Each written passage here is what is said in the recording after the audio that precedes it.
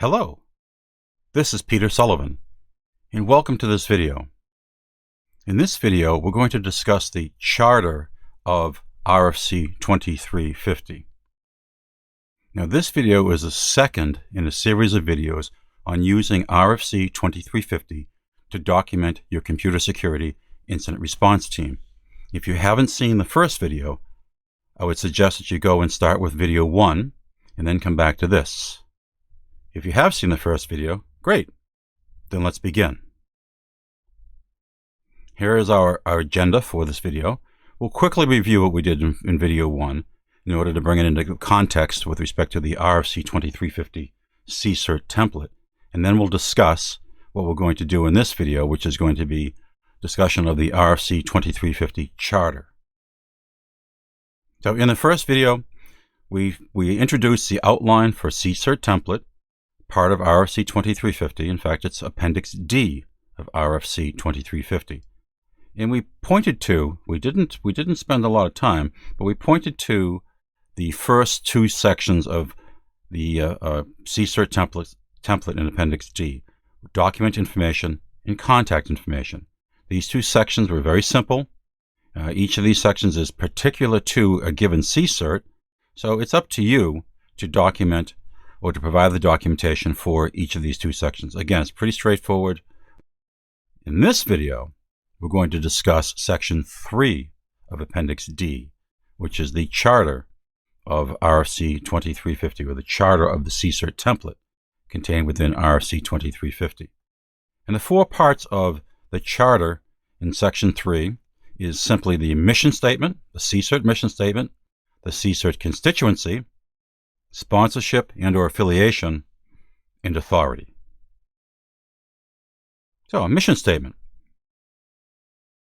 A mission statement for a CSIRT, like any given mission statement, should focus on core activities.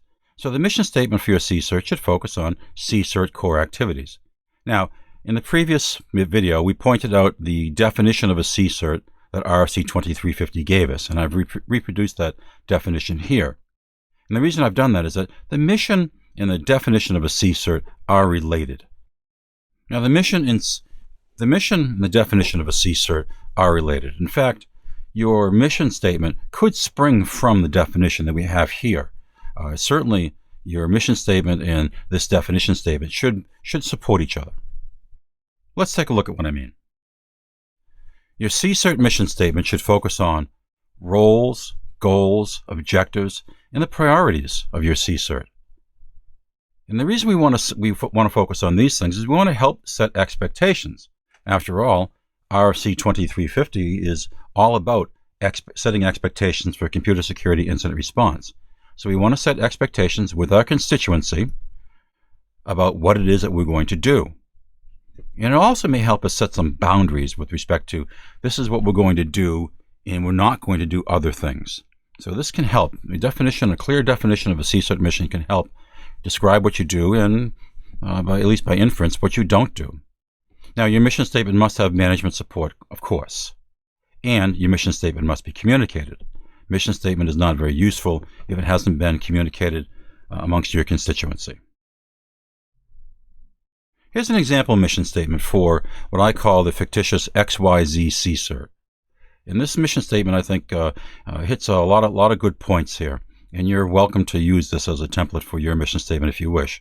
But here it is. It is the mission of the XYZ CSIRT to protect XYZ Corporation by creating and maintaining the capability of detecting, responding, and resolving computer and information security incidents.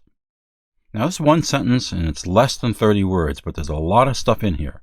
First off, it gives us the name of the CSIRT, XYZ CSIRT.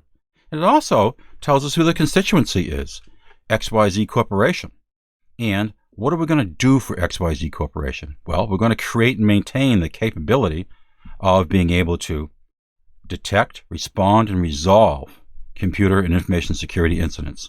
So there's a lot going on, and clearly this mission statement, relatively simple, but this mission statement clearly sets out roles, boundaries, objectives of our CSIRT. So this is, I think, a good example of a CSIRT definition or mission statement. All right, the next item in the RFC2350 Charter is constituency.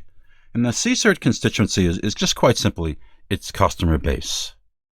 The CSIRT constituency is the group of people for whom the CSIRT offers services.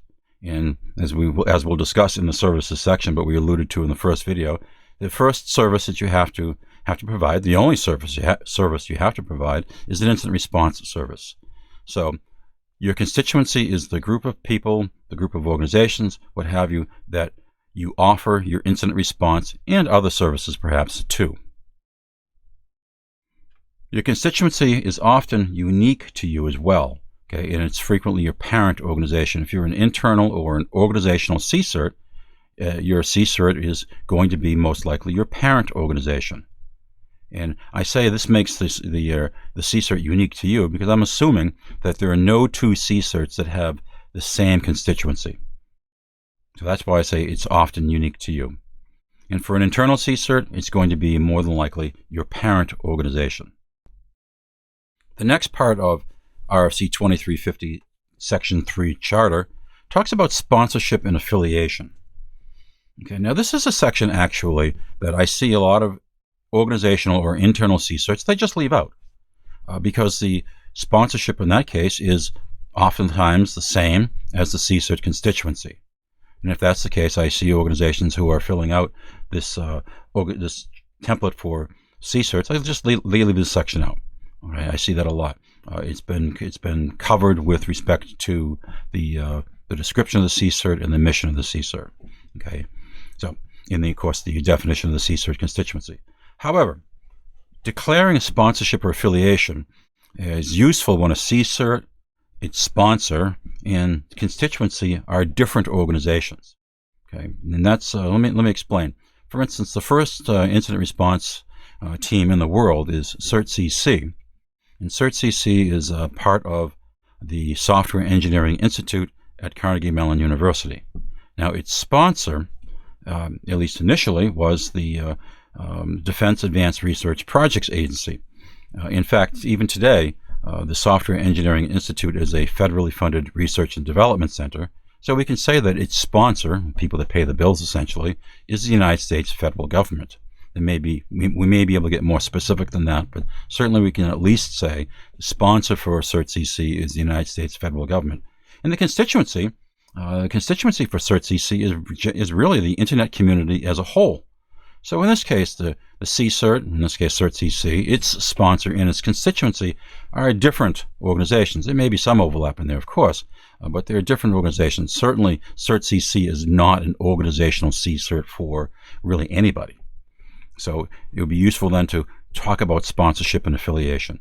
And one of the reasons why you'd want to do that in that case is because it might become an element of trust, okay, between the CSIRT and its constituency for the constituency to understand who's underwriting, who's sponsoring the CSIRT. But as I said earlier, for an internal or an organizational CSIRT, it's probably going to be your organizational home. Okay, if you want to make a statement at all about sponsorship, it's going to be where do you exist in the organization? Okay, in what part of the organization, whether it be IT or the Information Operations Section or the Security Operations Center or what have you, where are you located in your organization? So if you want to talk about sponsorship at all, you might want, as an organizational CSIRT, talk about where you're located organizationally. And the last part of the charter section is authority. Now, this is a kind of an element where, for again, an organizational or an internal CSIRT, this may not be that important, but we're asking what authority does the CSIRT have, and that comes down to, in a lot of cases, what's the relationship between the incident response team and its constituency. Okay, and the reason I say that is because oftentimes where an incident response team, an internal or organizational incident response teams resides organizationally, can influence or can give some indication as to the level of authority or seriousness that the organization has about incident response. In my experience, computer security incident response teams generally have an advisory role in dealing with incidents, and they don't demand or require action, and they don't have that level of authority necessarily where you can go to, for instance, a business unit manager and demand that they do X, Y, or Z with any expectation that they're actually going to do that. Oftentimes, or most times that incident response teams I deal with, they don't have that level of authority. Okay? But they may not need it either. But where is authority delegated from? If you have some authority, it's been delegated from someplace. And an organizational CSIRT receives its authority from the organization and organizational management. To the extent that you have a document like this that says who the CSIRT is, somewhere your document should say that this CSIRT is authorized by the management of the organization. Okay, so an organizational or internal CSIRT receives its authority from organizational management. A national or a government CSIRT, on the other hand, may receive its authority via a law or regulation that sets out the ability to create this type of an organization and to create an incident response capability. But I would say in general, regardless of the kind of CSIRT you have, influence, which is based upon trust, your trust as a knowledgeable organization that can deal with computer security incidents, is more important than authority. We often talk about trust as being one of the most important elements that a computer security incident response team can possess, is trust within their constituency. So influence, which is based on trust, may be more important than authority. Okay, that's it. So a little summary here, RFC2350 Charter. The Charter, I think, is the most important part of RFC2350, not to diminish any of the other parts, but if you don't establish who you are, what your mission statement is, and who your constituency is, and what level of authority you have, if that's required, if you haven't been able to do that, then moving on to the other elements, which we will discuss, is not going to be that fruitful.